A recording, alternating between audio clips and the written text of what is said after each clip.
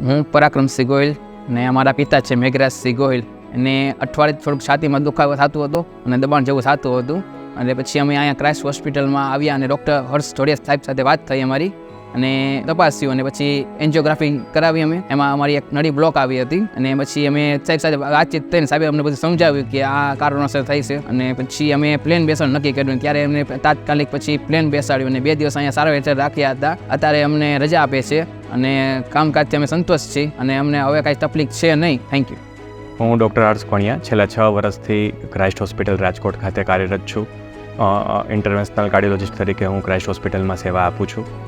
અમારી હોસ્પિટલમાં હૃદયરોગની વિવિધ બીમારીઓ જેમ કે હૃદયરોગનો હુમલો, વાલ્વની તકલીફ હોવી, હૃદય નબળું પડવું વગેરેની સારવાર ઉપલબ્ધ છે અને આ સારવાર વિનામૂલ્યે મા કાર્ડમાં પણ શક્ય છે.